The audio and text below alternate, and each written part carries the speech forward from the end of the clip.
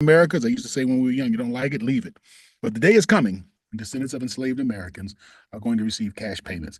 And that's going to help to usher in what Dr. King talked about. Land matters, place matters. It is essential to acknowledge the land that we're on. It is a land that has been stolen twice over, first by the Spanish in 1521 and later by the United States government in 1852. With the signing of the Treaty of Guadalupe, Mexico ceded 55% of its territory, including parts of present-day Arizona, California, New Mexico, Texas, Colorado, Nevada, and Utah, to the United States. The land that Denver sits on originally belonged to the Arapaho tribe, as laid out in the 1851 Treaty of Fort Laramie. When gold was discovered in the late 1850s, white settlers arrived in the area and began asserting their right to the land.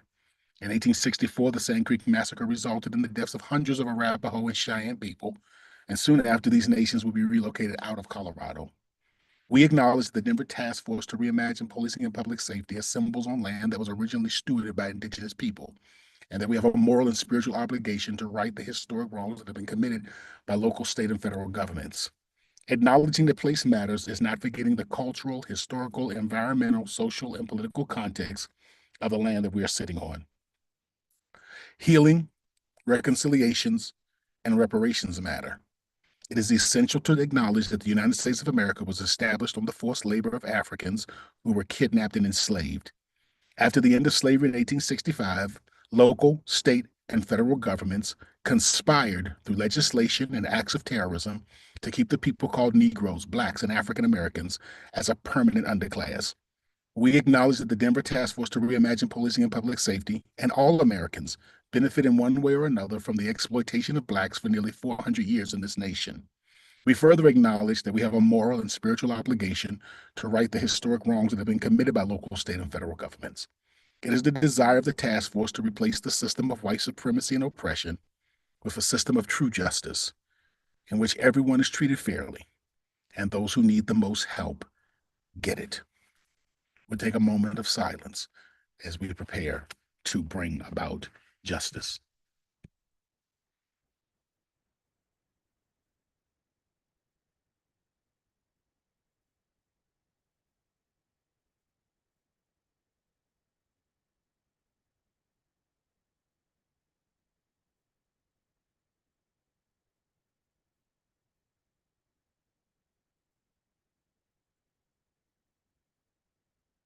Thank you so very much. Okay. All right, we have a pretty full agenda, so we're going to jump right into it. I'm going to ask Christian to give us an update on the Resident Lobby Day. What is Resident Lobby Day for those who may not have already heard, and what are we doing, and how can they be a part? Take it away.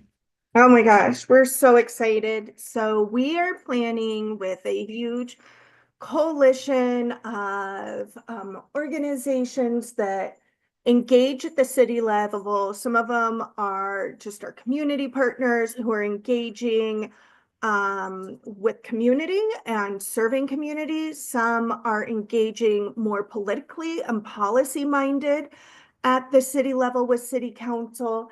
And they have something called lobby days regularly at the state capitol. And what it is an organization gets people, their fellow members, part of their organization, to come and lobby their personal state lawmaker on their policy and what they want to move forward. And it happens regularly throughout the session from January to May. Anytime you want, you could go.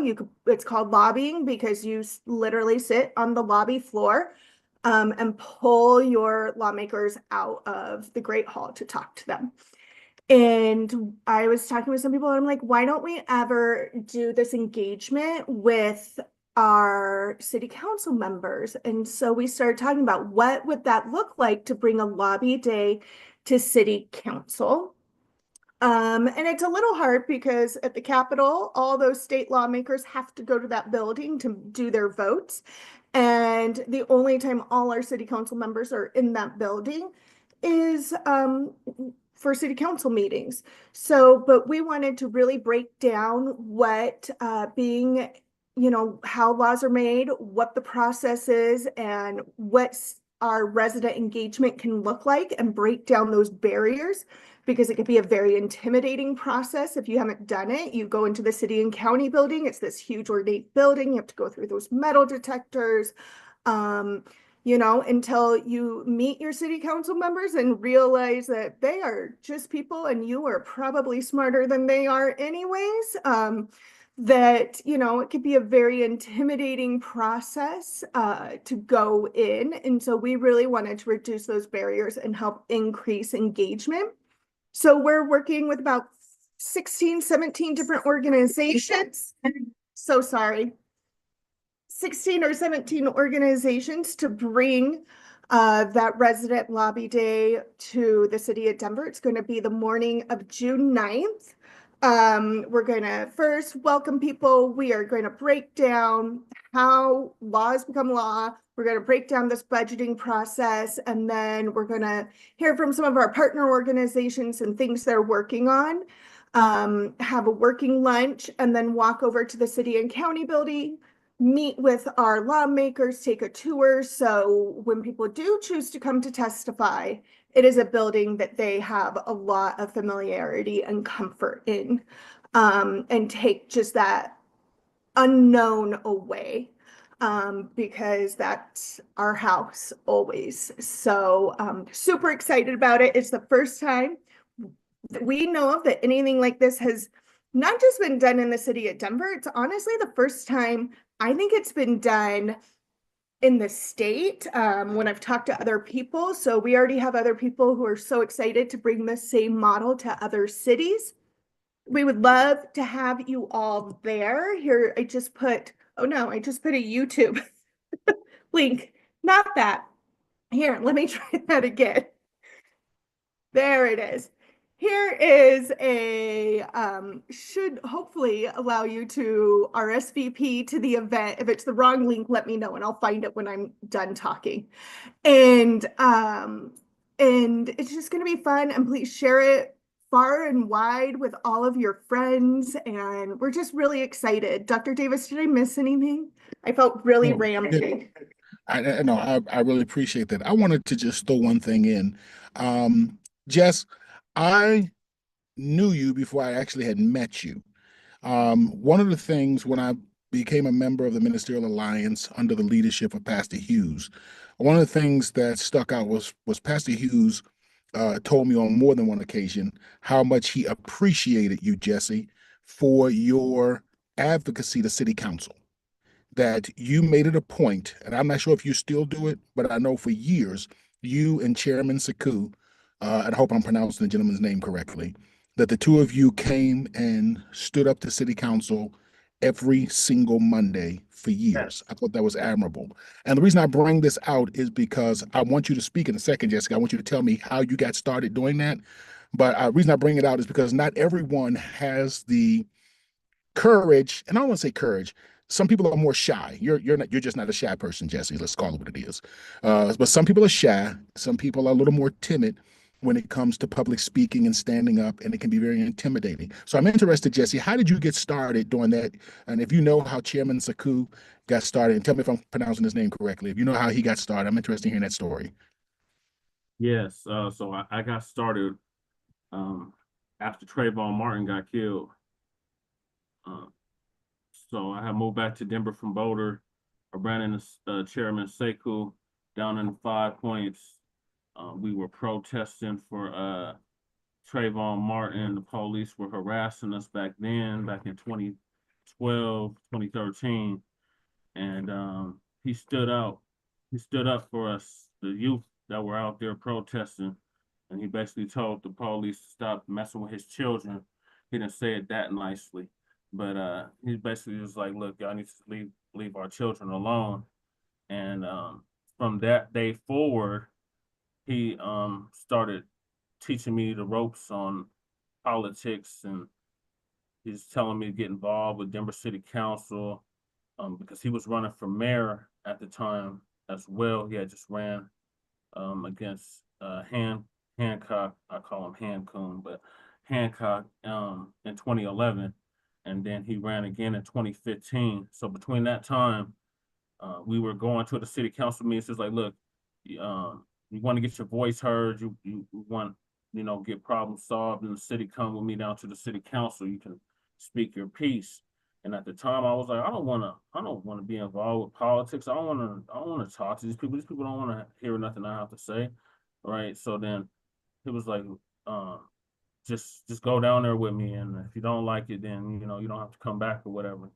So I went down there to city council. This must have been about 2013, 2014, and we spoke to them, and been speaking to them ever since.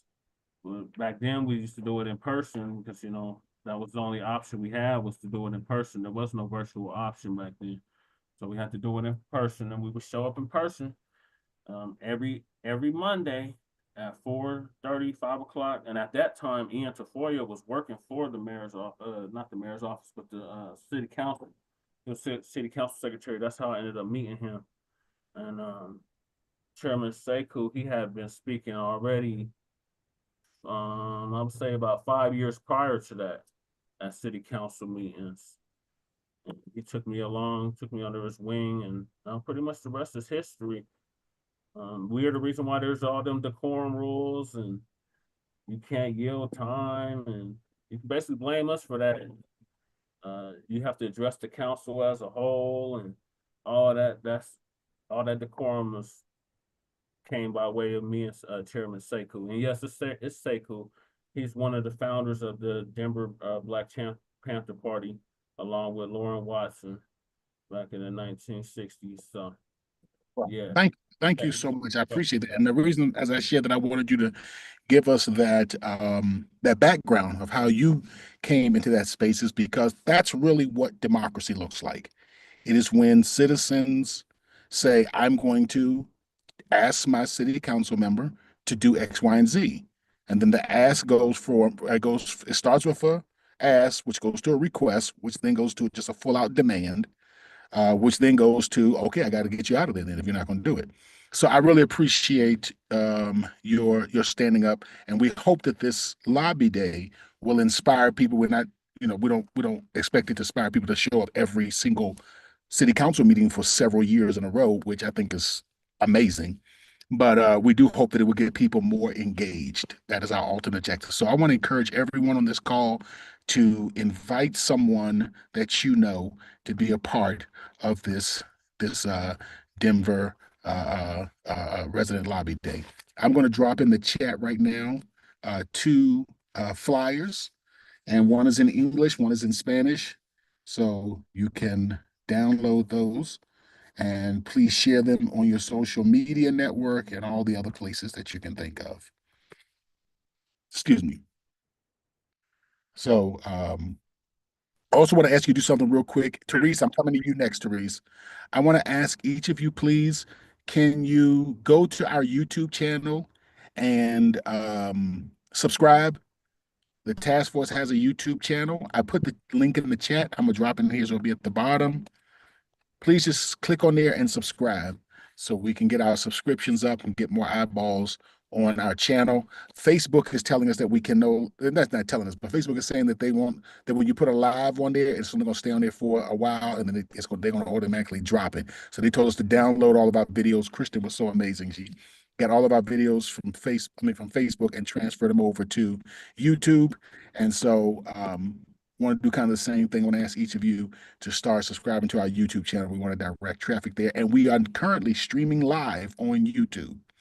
With that being shared, Therese, there's been so much going on with our unhoused neighbors, our migrant, unhoused migrant community, etc. I'm just want to give you the floor to talk about what's going on. What are some of the things that we're up against? I've had the pleasure of being with you and your team at a couple of calls to action. So, Therese, the floor is yours. Hello, yeah, thank you. Thanks for wanting to speak on these things and for inviting me. I have some distractions, some kid distractions, so yeah, I've got to deal with the kid distractions as we're talking, but I'll just say what I can. And yeah, so the question that I heard earlier was like a question of like about the administration, like what was really happening with what the administration is doing or is not doing. So maybe want to start with that, and then can yeah, relate in the bigger picture to that, because there is a lot of misconceptions and misinformation about what the Johnson administration is and is not doing. Um, so there's this whole image that he has put out there of being the progressive mayor that moves people from the streets into housing and doesn't do sweeps to nowhere. These were like promises that he made at the beginning of his time in office, and the optics that he has tried to put out there with the way that he did these early large sweeps and then put people in these hotel sites and so on. But what's really important is to understand kind of yeah, what's really going on with all of that, and what you're not seeing. So you'll see a public dashboard from the mayor's office that talks about people that are moved into these hotel sites and talks about people that are moved into housing and so on. What that does not tell you is what's happening to everybody that is left on the streets. So there are still thousands of people who are on our streets and in our shelters. All right. And these are folks who are without housing, folks who are houseless on our streets, in our shelters, in random living situations that are not housing. And the mayor's path for putting people into these sites was to then quote unquote close the areas that were swept. So essentially that means that everywhere that there was previously a camp is now quote unquote permanently closed, which is a very interesting question since we're talking about public space. And essentially what that plays out into practice is a significant increase in policing. So, we've seen over 50% increase in policing of anti-houseless laws since January of 2024. We're, going to get more updates on this data here soon, but, overall, what we know from police data and from direct experience and from, relationships is that policing and enforcement of all kinds has increased significantly. And so instead of it being like, oh, there's no people visible on our streets because they're in housing or hotels or whatnot, it's because they have been swept. It's because they've been pushed by police and by security guards and by all these new enforcement tactics into hiding, by set and so on. So anyway, essentially, like the whole plan that not Hancock, same diff, that Johnson had and has is to do this initial push, the house 1,000, to get people into these sites, and then increase enforcement, and so that it keeps people invisible, so that there's the optics that he's quote unquote solved homelessness or solving homelessness. But simultaneously, a few points I want to make, and then I'll maybe shut up for questions later. But a few points is that so simultaneously, the hotel sites that he has put everybody into, or a good whatever it is, 2,000 something people into, those sites weren't his doing whatsoever. Those were either purchased or leased or in the process of being acquired by the city prior to his coming in office. He had nothing to do with those hotel sites being in control in the hands of the city. Nothing to do with it. Those were already in process, mostly through ARPA dollars. They were like COVID money that was initially used for acquiring those sites. So he, is taking credit for all of this based on the availability of those sites that he had nothing to do with, and would have previously been houseless hotel sites, but would have been likely run much, much, much, much better because they would have been run by a different provider. More the whole process done slower, better repairs done. He sped everything up and pushed everybody in there. And the people that he pushed in was specifically visible houseless people, not vulnerable houseless people. So we've been pushing for this whole time now of like, hey, you need to prioritize people who are most vulnerable, people who are, disabled and sick and, and have real vulnerabilities, not just the people who are most visible, which is, the people that he chose. So, those hotels would have been houseless housing sites or, housing shelter sites, regardless of his being there. So that's really important to know. The other point I want to add is about, the pathway to housing. The pathway that that he is sending most people down is called rapid rehousing. And rapid rehousing is 1 year of rental assistance. That's it. It's a commitment from the city's dollars to have 1 year of rental assistance. So essentially the people are on leases in their own name. So they're, facing all of the risks related to, evictions on your record and so on under your own name, for a place that they can't afford and have, assistance paying that rent for a year. And then you're expected to suddenly pull yourself up by your bootstraps and be able to pay a market rate apartment rent. So that obviously doesn't work.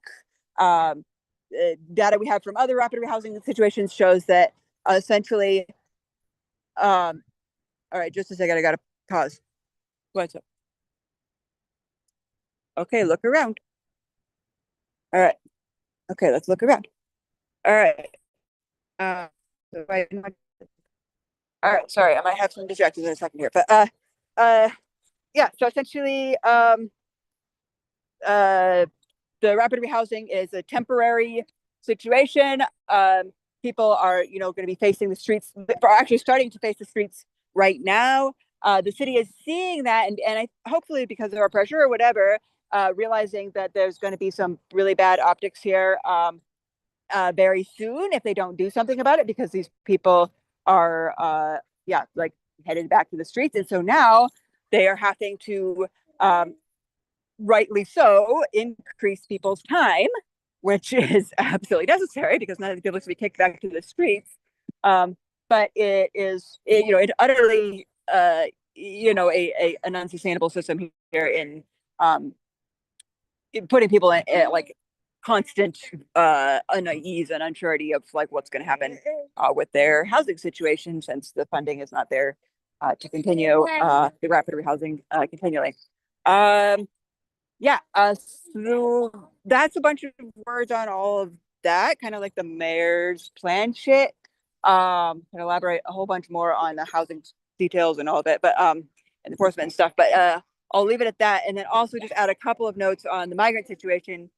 So with that, here we have this same sort of a situation where the mayor is trying to create the optics of him being super progressive and pro-migrant and all of that, while simultaneously he has literally ended all of the migrant support hotel, shelter, any sort of migrant shelter, migrant hotel situation has been cut entirely by the mayor after creating them. So he created them and then ended all of them. So there's nothing. There is no specific shelter resource for migrants. There's some pathway for rapid rehousing assistance for migrant families in this one token program that's going to serve like 50 families, while simultaneously we have hundreds that are on the wait list for family shelter. So the situation is obviously even more dire right now with Trump's actions, because families have very little pathway to work and are facing extreme violence from ICE and from enforcement. And so yeah, so part of what that's meaning is that ICE is targeting men, deporting men, and leaving the families behind, and these families are becoming houseless. So the mother and children were dependent on the husband for payment of rent. Sure. And the husband is now in deportation, and so they are losing their housing and ending up houseless. And this is a whole huge issue that's tied to all this. So we have a new campaign really called Housing Not Deportation. And yeah, so and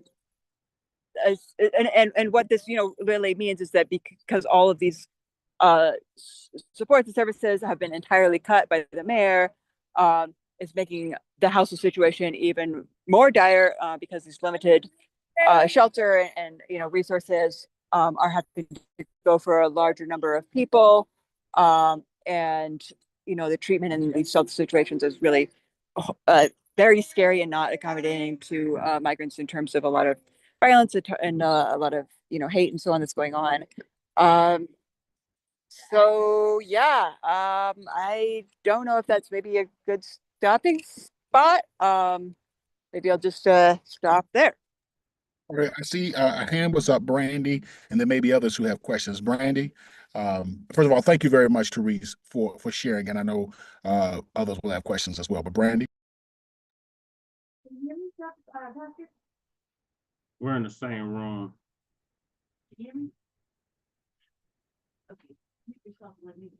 Okay, let me. your volume is very, very low. All right, can you hear me now? Just 1 second. Very good, yes. All right, I got a couple of things to say. It's summertime, so we know that the mayor's not gonna keep to his word when he housed all those people. He was basically saying everything and anything to get them people in them, into those motels, hotel, motel, studio apartments. He was wanted to basically give himself a good look and a pat on the back. We knew he wasn't gonna do right by these people, so it's summertime, and all of a sudden people are gonna be out of them apartments little by little, which kind of knew about.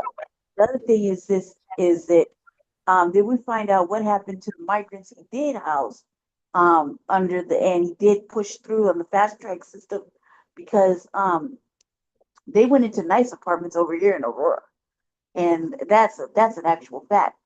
So, I mean, did we find out what happened with them? Because those were a lot of the numbers on them, a lot of the numbers that he tried to give when he was doing the data, they didn't match up. Them numbers he did not house that many people. You know what I mean? Especially on the unhoused of our unhoused. We'll forget the newcomers for a second, but this is focus on the unhoused. He did not house all them people. He was just trying to make himself look good or something. But we know for a fact that there's people still outside. We know for a fact that there was people that unhoused people were being mistreated. A lot of things, that happened. So I just wanted to say that. And what do we know how many unhoused youth we have out there still that aren't being taken care of? Because they're out there as well.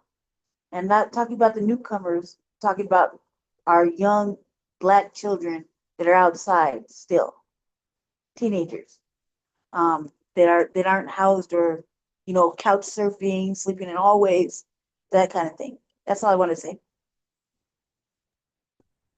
Yeah, I can just speak to that one question really quick about regarding the youth number. Absolutely, there's a shit ton of youth. I don't know the number. I mean, I'm sure a point in time number is there, but obviously point in time is not reliable.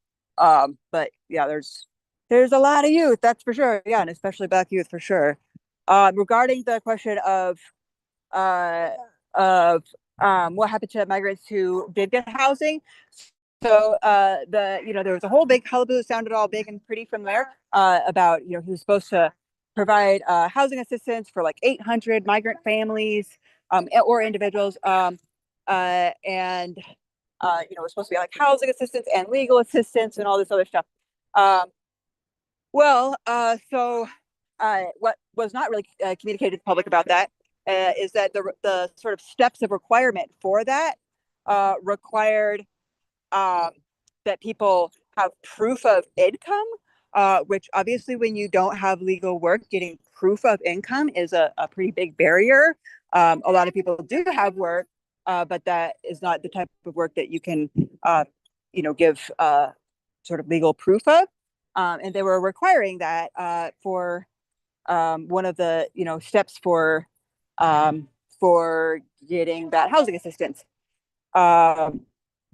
So that was one of the barriers. There was others I'm forgetting too. I don't work on the details of the migrant stuff as much. My colleague B does way more of that, so I'm not as good on the details. But anyway, they were requiring that, and so the 800 number that, you know, you originally saw in the media of how many families and individuals they were going to help, that ultimately boiled down to a extremely much smaller number. I unfortunately don't have the memory of what that number is. I don't. Again, my colleague B would know, but it was a much smaller number in the end. It was maybe like a couple of hundred or something that actually got that housing assistance and legal assistance in the end. Yeah, so yeah, there are some people that got that kind of housing assistance. There's also some people that have just, you know, been able to figure it out by finding means of work and being able to get places that way. But yeah, in terms of getting housing assistance from the city, it was a significantly smaller number. And by the way, that program is totally gone now. There's no more. You know, they're not offering that to anybody anymore. They offered it to this select number of people for this short period of time. Didn't complete the number of people, the 800 number that they were getting for, and then now closed the whole program, and it's not an option for anybody anymore. So anyway, that's some notes I would add on that. Two things real quick. One, it looks where you're at is just beautiful. We all wish we were outside at the park right now. Secondly, because I don't believe you have enough work on your plate already, we would love it if you would develop a few talking points for our lobby day that we can share with people, to share with their council members. That would be awesome. If you could just shoot us a few, and we'll try to incorporate that into our program that we're going to be handing out to people. Jesse? Yes, Pastor Davis. Therese, were you able to attend or watch the Safety, Housing, and Education Subcommittee meeting this past Wednesday when Cole Chandler gave the all-in report? Yes. So me and Brandy been saying for the longest that he's been incorporating the migrants into the count. Remember, he had the House 1,000, and then he had House 2,000, and then now the numbers are saying it's like 6,000 people that's been housed. And then Amanda Sawyer had asked him where did he get that count from, and he's like, "Oh, this is the accumulation for the past 2 years." Can you speak to that? Like, we've already saying that the mayor's cooking the books, like the cooking the numbers, but like that we have like verifiable proof that he is cooking the numbers with the all-in Mile High count. Well, I could say a couple of things to that. I don't have the numbers in front of me, so I can't speak to specific numbers. But a couple of things I could say in terms of inclusion of migrants, partly yes, partly no. So part of the situation. So previously, okay. So sorry, backtracking. I don't know if you caught that they changed the way that they are tracking the data on the dashboard from like the past year to in the last few months. So previously they were just tracking the all-in Mile High sites, and that was what the dashboard was showing. And now the site is showing all of the shelter system in Denver. So that is now including folks that are in congregate shelter and the family shelters and other things that were not previously included in the All In Miles site dashboard. So that's important to know, and that obviously changes the numbers. And related to that, I think it's really important to know that the data that they're getting that from is just HMIS, Homeless Management Information System, which is federally mandated sort of houseless tracking thing. Just a second, sweet pea, okay?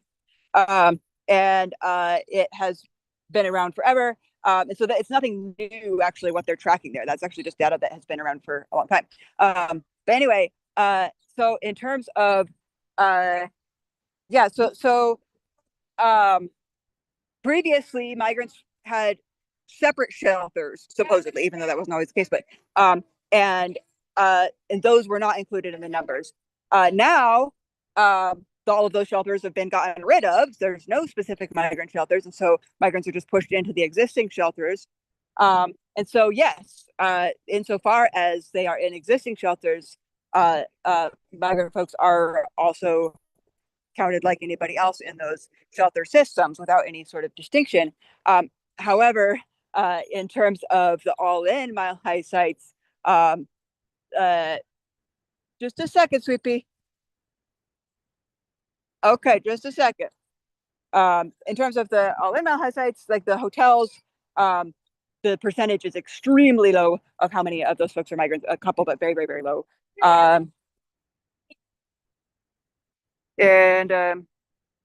Anyway, so yeah. All right. Okay, just a second. All right. We're gonna look. All right. Sorry, the distraction. So yeah, I mean, I think there's a lot of factors that are making the numbers look bigger. Like definitely the what they're tracking is housing. Obviously, it's not housing, so that's important to note. I don't know. I'm not sure if that totally speaks to that question, but that's a few comments on that. Yeah, it does to a certain extent.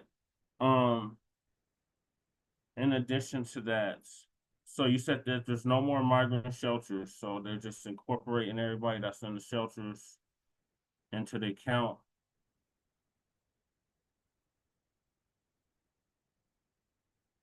Which seems kind of off to me because they were initially saying it was our unhoused neighbors, which is Separate. Definitely separate. In my opinion, they gotta be separate. It's separate groups of people. You know what I mean? yeah. They're not, some of them may not be here long term, so maybe short term, you know what I mean? So maybe not, you know? And then they said like 1,000 more people went back out on the streets. Yeah, that's a really important note. Yeah. So yeah, roughly they're like, oh, it's a smaller percentage or whatever, but it's still roughly 1,000 people back on the streets after the House 1,000 initiative. So yeah. Listen, Therese, we know that you have a lot with your children that you're doing right now. We appreciate you just taking time out of your time with your family, being at the park, taking out the time to be with us and sharing. As I said before, when you get an opportunity, if you could just give us a few of the talking points for our lobby day to make sure that we are including that. We're including the housing situation and our unhoused neighbors in our demands to city council. Really would appreciate that. Want to encourage you to enjoy the rest of your time with your little ones and really do appreciate all the work you do, Therese, you and your entire team. Oh, thank you. Thanks for talking about stuff. Thank you. Thank you very much. All right, we're going to move on now. And there's a lot more that we could have covered with Therese, but I want to be respectful of the fact that she is with her children right now. And I want to be respectful of the fact that that this was somewhat of a last minute ask and she was kind enough to show up, and I didn't want to be too much of a burden. The next thing we want to talk about is our flock surveillance update. So we got a win. Woo! A win, if you will. And then, of course, there's always the trickery behind the scenes. So, Christian, I'm going to ask you to talk about the flock surveillance update, and then you can transition right into the, the retreat that City Council had at the beautiful Beecher Mansion in Golden, Colorado, at Lookout Mountain. Yeah, exciting stuff all around. So yeah, it was just last month, Megan came on and talked about the renewal of the flock contracts. And this is just, it turned out to be such a beautiful example of what community could do, right? There are these flock contracts, these cameras, they read license plates as they go through, and there was data sharing that we really didn't have control over, and who had access. There was a lot of question in that, including federal agencies and the possibility of ICE being able to see these flock contracts. And we all said, absolutely not. This is not okay. We saw organization across the city, across many groups saying, absolutely not. And the mayor himself said, these concerns are serious. Let's not renew this contract. And we did it. And they didn't renew the contract. We were so excited. So that's our mini victory. The response to that was like the next day, 2 days later, the mayor said, oh, but you know what? We still have like all the money, so we're going to keep them on until December. And so even though there is no contract, the flock license plate reading cameras are still on.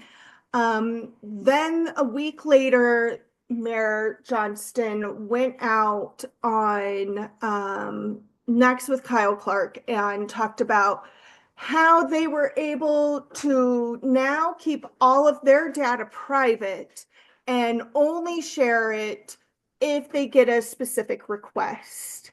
Now, this is a question that came into play from City Council that Flock, DPD, Department of Safety, and the mayor were unable to answer and still have not answered to City Council. So we actually don't even know if that is the truth. The second thing that I just really want to be clear is Flock is what we know about. And really, like, what's coming out of this is there are no guardrails around surveillance technology in Denver and how it's used and how that data is stored and how it's shared with us. We don't know how we're being watched in the city of Denver. And so we are continuing to advocate for the flock cameras to be turned off and for City Council to actually put guardrails in place, because we also know there were facial recognition cameras installed but aren't being used. We know that they are doing drone training within DPD, but we know, and we're going to trust their policy around that. And so there is a lot of surveillance technology coming into our city right now, and nothing to control how we know what's out there and how we know what they're doing with the data. So we are continuing to ask for these flock cameras to be turned off. I don't care if we have the money or not. I don't want them watching me. And then that we need real guardrails put in before we lean into technology. And Dr. Davis, I think, your concern, and I think it's a real concern, around as we are moving into a more of an authoritarian style government on the national level, knowing what kind of technology is out there and what it's doing and where we're vulnerable is even more important. So we are continuing to ask for the flock cameras to be turned off. If you haven't done so, please sign our petition, which I just put in the chat. That's kind of where that is. Dr. Davis, please tell me what I missed. No, I think you hit the nail on the head. If anybody has any questions, we'd open the floor at this time. But this is one of the reasons why, for those of you who may not know, this is one of the reasons why I am not affiliated with either political party, because one political party is saying, hey, look at all of the rolling back of our civil liberties on the federal level. And they are. I mean, so it's a good one. We should be looking at that. And while we're looking at that, they're rolling back our civil liberties right here in our homes, right here where we live at. And so, it's really the right and the left wing are two wings of the American eagle. And it is what it is. But I want to open the floor for questions about this whole flock surveillance. We've done a lot of work, and we're glad the city council was willing to stand up. They've had a hard time standing up to this mayor, but they took a big stand on this, and I appreciate it. Anyone have any questions about the flock surveillance contract? Or what's going on there? Okay, then we're going to keep trucking No, along. they're watching you. Yeah, so thank you. And then the last thing I was going to talk about is our budget retreat. City Council had their annual budget retreat. This is like a two-part session. Dr. Davis and I sat in on the first part. It was over at the rec center in Central Park. These are open to the public meetings. The Central Park one, they're not very well advertised, they're not taped, and they're not live streamed, but they're open to the public. So we went to the Central Park one. They had a few chairs on a wall for us, and then kept talking about their big retreat that they chose to have at the Betcher Mansion out there on Lookout Mountain, not Outlook Mountain, Lookout Mountain, in Golden. Also not streamed, not videotaped, open to the public, as long as you could get to Lookout Mountain, which you would have had to have taken a bus or driven. And the bus would have been a very long ride. There are no restaurants nearby, and City Council will not feed you for this full day retreat. So, just want to be clear on what open to the public meant to City Council on this. And, I know it's great. And for a private organization, that is great. That doesn't have to answer to sunshine laws. But our city council does need to answer to sunshine laws. And I'm sure they could have found a place in Denver. They ended up spending something like $4,000 total in lunch and for rental space. And all that went to Jefferson County businesses. So also that when they went in there, it was really clear that the mayor did not give them any update, any forecast or anything, and they were flying blind. They were purely working off rumor, knowing that there are rumors of furloughs, rumors of budget cuts, rumors of hiring freezes, and these rumors are actually talking 30% cuts or more. So they're not just little rumors, they're huge rumors, and they got zero guidance from the mayor going into this budget retreat. So every decision they made was, well, we don't know because we don't know what the budget's going to be. And we just want to be careful, and we don't want to look like we're insensitive if we're asking for more money for this, or that. And then there's a 30% cut. So, and Dr. Davis, please jump in if I miss anything or represent something wrong. But it was really rough to watch. So I will say that was kind of the first piece of that. And when I'm done talking, I'll find the Denverite article on this. Kyle Harris was there. He was the only press at the meeting. We did live stream it, and I am in the process of uploading it to the YouTube channel. But really in that article, they talk about how even they have never, nobody on city council has ever had such little information going into a budget retreat in the history. I already talked about it being out of town. As you could tell, I have very strong feelings about that. And we all should have very strong feelings about that. Yeah. I mean, again, open meeting, but not recorded, not streamed. It was streamed because the task force was there, but that was it.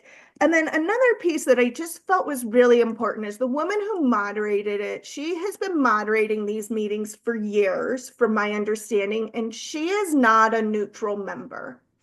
So you could tell that she has made a very clear agenda going in, and as she moderates, is pushing that clear agenda forward. And then the other thing I will say is like it really like they kept talking about hard conversations, and I never once heard a back and forth, or I mean it was just like, oh, I just think this is important. Yeah, I think this is important. They already had their priorities listed and they just voted on how it was listed.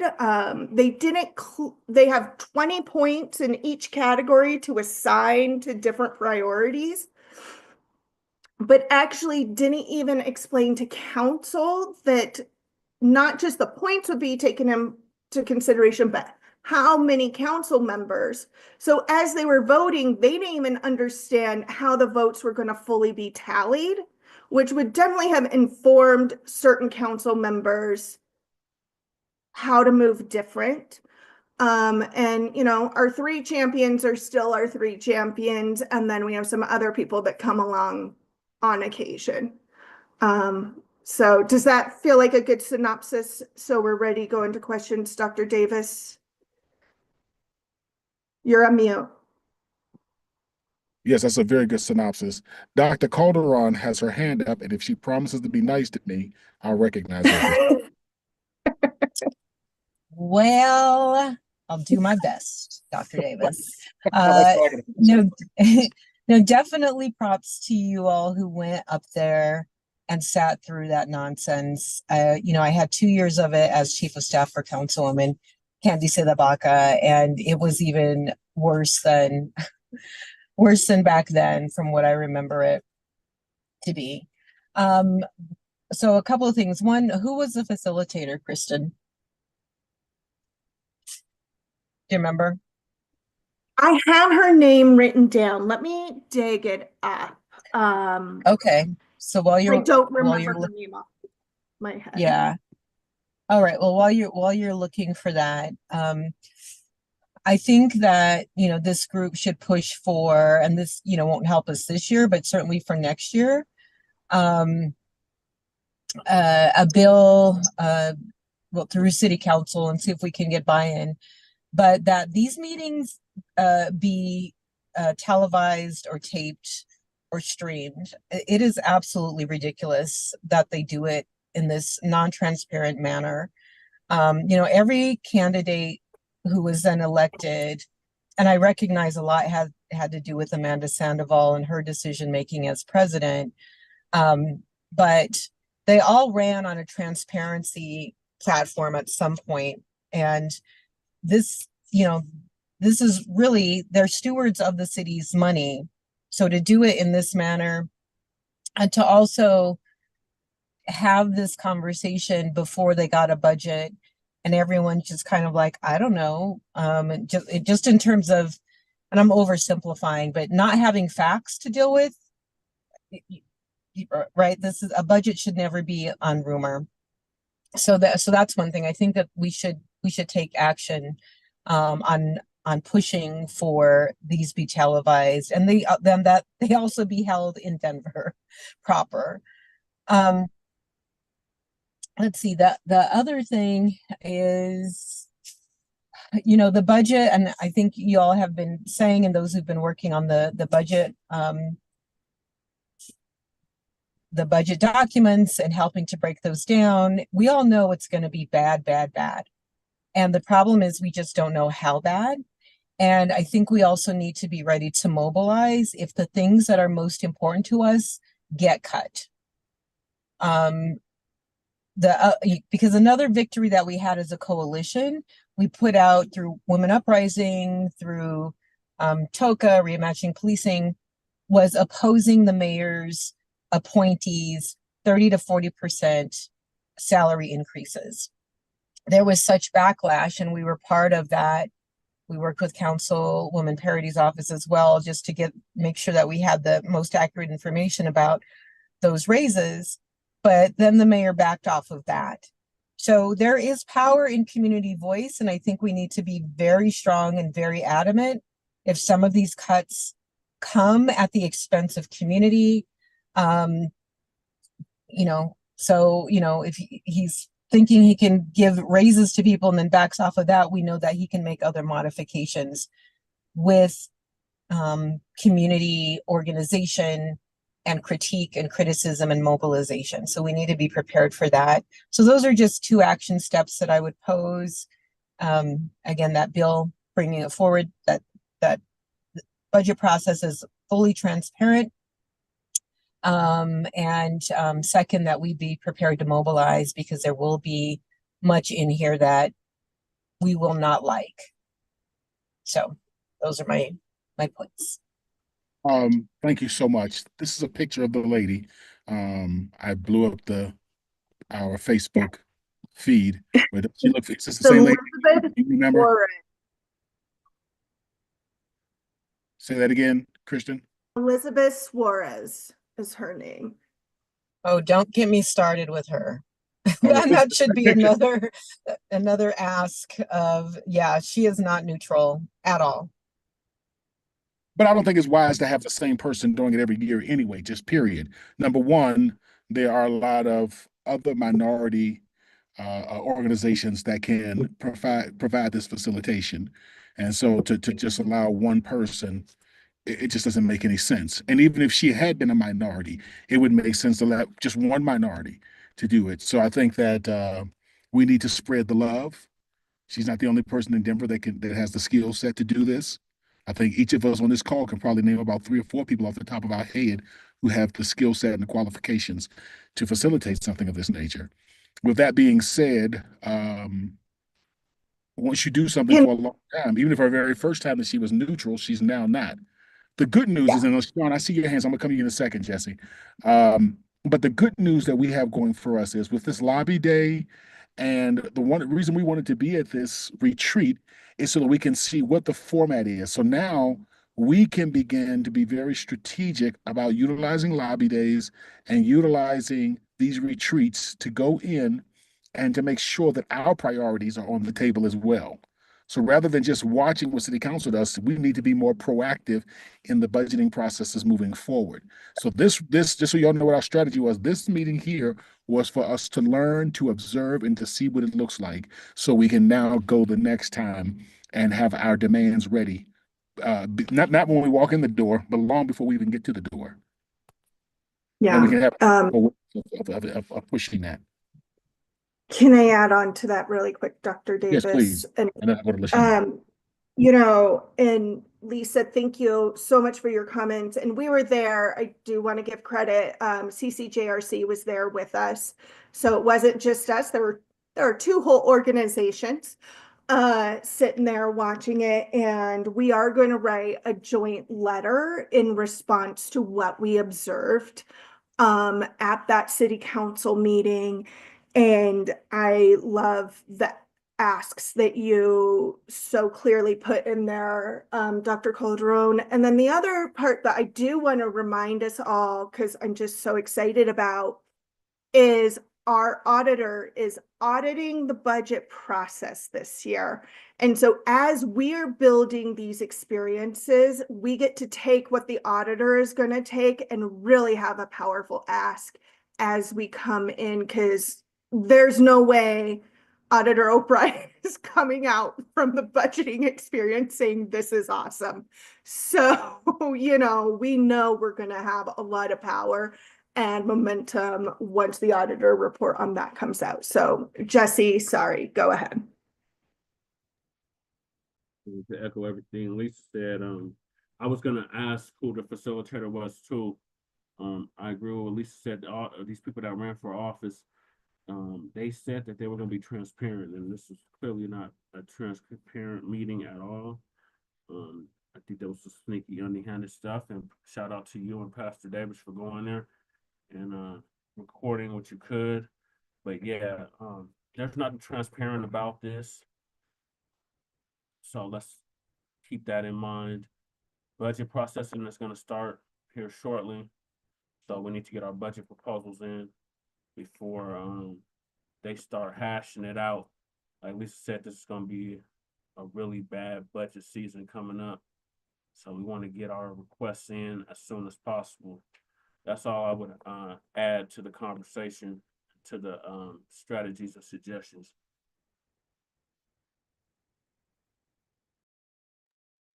Thank you. Thank you very much.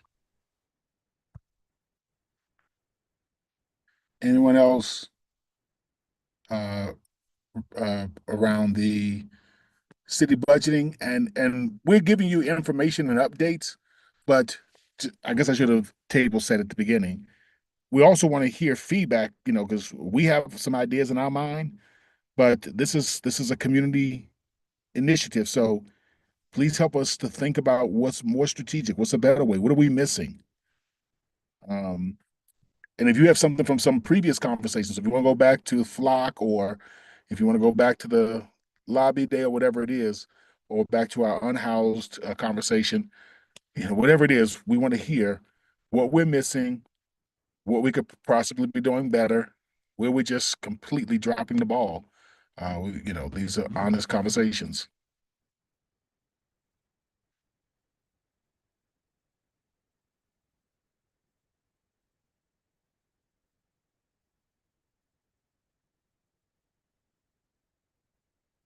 Okay, Brandy?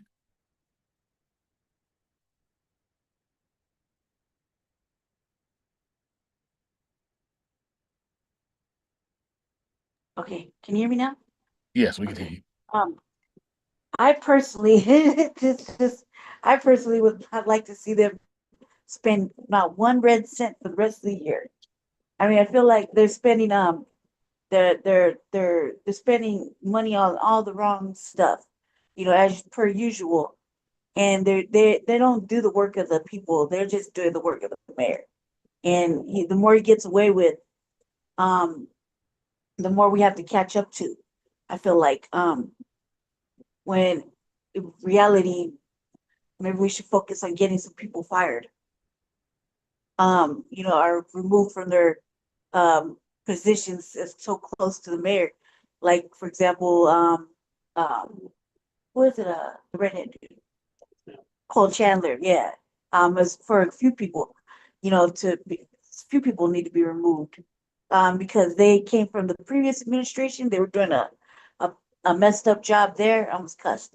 Messed up job there.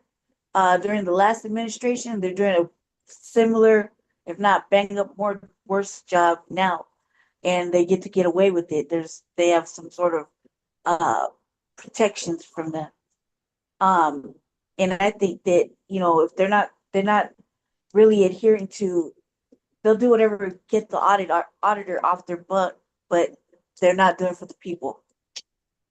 I would really like to see them not have so much access, city council, to spending money that doesn't benefit the people. Like, we could really do without some of the stuff that they're passing through, especially in a year with, especially in a contentious new regime, you know, in a new administration in the big house. Some of the spending is gonna put us all, um, make us all out in the street, put us all out in the street. That includes with the housing program.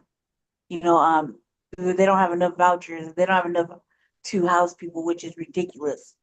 You know what I mean? So that's all I have to say. That's all I wanted to say. Thank you so much, Brandy, for sharing. Appreciate you. So those are a couple of the strategies as we're moving forward. Um, as we've begun to transition to make the task force, what we're doing here, our community think tank, and using TOCA to actually be our direct service provider, and training agency, et cetera. Uh, this is what we this is where we're at. We've been talking about the budget, and now I think with the lobby day and with understanding how this whole and getting a in-depth understanding how this process looks, and partnering with organizations that have insight on how to hold the city accountable, I think that we're going to see a lot of success. You know, we've seen an awful lot of success these last few months. Unfortunately, we have literally been just, you know, taking the matches out of the kids' hands. That's it's kind of been our job, making sure the kid doesn't burn the house down. But you know, you got to start somewhere. And so I'm really proud of our team. I'm proud of each of you and the work that you're doing, and I'm very thankful. But that leads us to our next conversation I'll jump into, and maybe I'll give you back a few minutes of your day. And that is the education-based discipline. Chief Thomas has promised to pull this off of the table. I'm gonna share with you what one of our concerns are, so we've considered that a win. That he would pull it off of the table. He would stop referring to it as research-based. He promised that he would form a community committee to really talk about what are the best approaches to discipline for our Denver officers, which the work is already, or rather how education can play a role. The chief of police had some legitimate concerns, and we had an opportunity to hear from the independent monitor as well as the chair of the Citizens Oversight Board 2 weeks ago at a community forum in Montbello. And the conversation was centered around, the chief was not there, but it was centered around one of his primary concerns, which is that the current education process just takes so long. And so one of the rationales for an education-based discipline was that it wouldn't, we could get through the discipline process without it taking over a year plus for an officer to have to go through the discipline process. So I was very excited to hear from the independent monitor, from hearing from the Citizens Oversight Board, that they have recommendations and ideas on how we can streamline the process without going to the other extreme. So one extreme is it takes forever, over a year plus, for an officer to go through a discipline process for what some may consider minor offenses that are not necessarily harm to community members.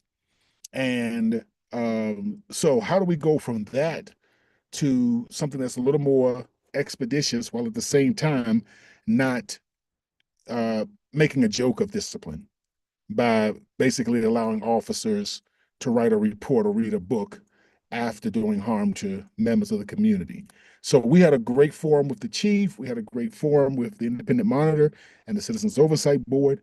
And we are looking for the chief to follow through with his commitment to stand up a serious community group to help, or a team of community members to really talk about how we can accomplish both of them. I'm hoping, I see on this call our independent monitor, I'm hoping that the independent monitor and the Citizens Oversight Board will be very much involved in it. There is a red flag around this education-based. So the chief has been reaching out to some community orgs, and I am, not having seen his interaction with them, but only going by reports from a handful of members who have been at these meetings, I am concerned that it's one of those check the box moves. Oh yes, I did meet with groups. I shared with them. This is their feedback, and now we're ready to implement. So we're going to continue to keep our foot to the pedal to ensure that that's not what happens. That it's not meet with a few community orgs like the task force, Together Colorado, and others, give a presentation, say, okay, what are your concerns? Jot them down, change the wording in your presentation, and then say, well, we listened to community and now we're ready to implement it because community has said we can go forward with it. That's what I'm hoping doesn't happen, and we're going to push and do our best to make sure that doesn't happen. All right, I'm going to pause here and open the floor for anyone who may have some feedback. And let me do this. I hate to do this to you, Ms. Perez Castle, but I do want to ask you: have you had the opportunity to have had follow-up conversations with the chief since the meeting at Montbello? I'll just start there. Has there been additional conversations with your office about how we can expedite the disciplinary process? I can tell you that there have been additional conversations that I've had with the chief. I also know that his officers have been out in community and in community meetings, giving presentations on EBD, and presenting some PowerPoints. We've received a copy of the latest PowerPoint, and I continue to address our concerns with the chief. I can't speak specifically as to the back and forth on the conversation due to deliberative privilege, but yes, I do continue to engage with the chief regarding our concerns. Okay, so that was my biggest question, if there were still ongoing conversations. Yes. Okay, well, that's encouraging. Can we're we not- get a copy of that PowerPoint? I'm assuming that it's, you know, a public document. I'm not asking for the privilege part of it, but if they are presenting revised versions in the community, we should know about that. And he's not giving it to us, so. I think so. I don't think there should be an issue with that. The other person that was there, I think, was there were some members of the COB board, and Daniel Van Scooten was there as well for the presentation. Awesome. And then there's you all, and I might have missed this if you announced it at the beginning of the meeting, but you all are also having a meeting on Wednesday, right? And so I'm assuming some of this will be discussed there with Councilwomen Gonzalez Gutierrez and Parity. Is that right? That's correct. So the OIM is having a presentation to community tomorrow, and I believe it's from 6 to 8. It's in conjunction with Councilwoman Gutierrez and Councilwoman Parity, and I believe it's at Zion Church, and the Citizens Oversight Board will also be presenting their annual report tomorrow as well. Give me 1 second. Zion Senior Center, 5151 East 33rd Avenue, Denver, Colorado, 80207, between the hours of 6 and 8 p.m. If you do plan to attend, please just respond online. We are providing, the OIM is providing food. There'll be interpretive services. There'll be childcare if needed. We just need kind of a heads up information. I plan to be there tomorrow. Great. That's tomorrow. Brandy, I see your hand is up.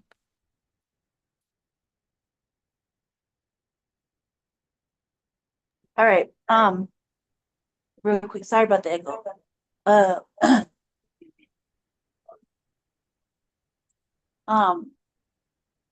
Have we, okay, so has anybody asked has anybody asked Chief Thomas about the deaths in the Denver County Jail? The six deaths that happened in the last 3 months? Question mark. The other question I was gonna ask is, this event is tomorrow at the Zion Center? Question mark. And what else was I gonna ask? I forgot, I had another very important question. Oh, nope, I'll remember. It'll come back to me before we end. I And forgot what I was in the police, I mean, in the sheriff's department, that would be Sheriff Diggins' purview. So we would need to address those questions to him. And there's a link in the chat for anyone who's interested in RSVPing for tomorrow.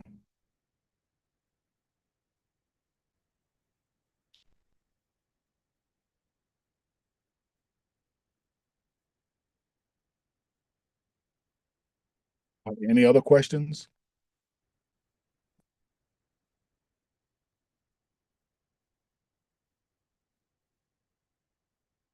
Well, my brothers and sisters, I'm going to give you back 8 minutes of your life. Tell me thank you. It's a beautiful day outside, so maybe you can rush outside and get a couple of hours before the sun goes down. But this is a gorgeous day. We saw that with Therese Howard when she presented earlier in our meeting.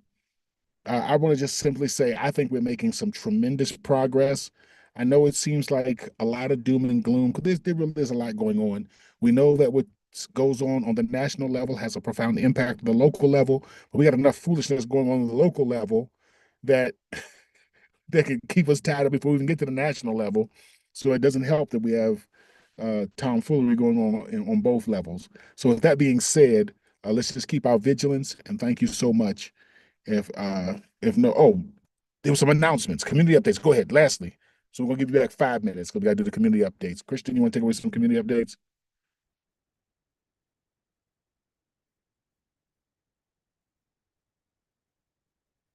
If you're speaking, you're on mute.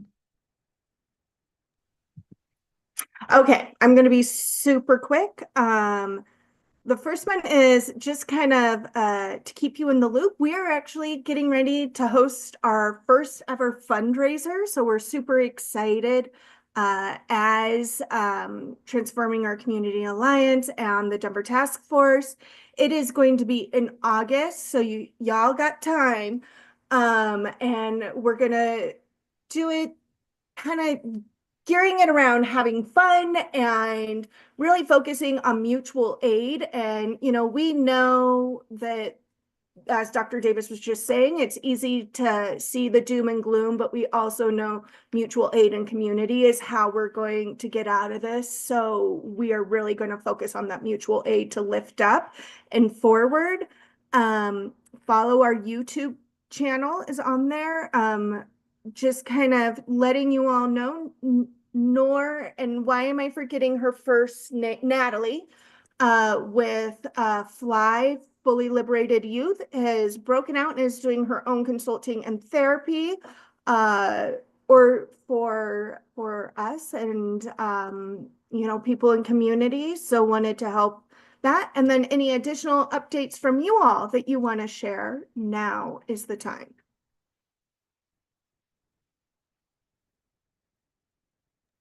Any events going on with your orgs or anything that you want to share with us?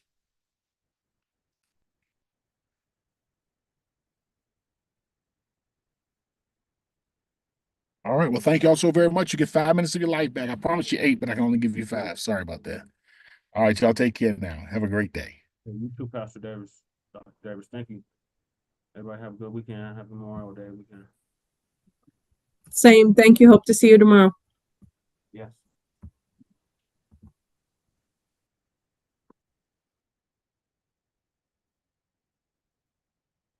I'm gonna stop it on YouTube. All right, y'all. Y'all have a great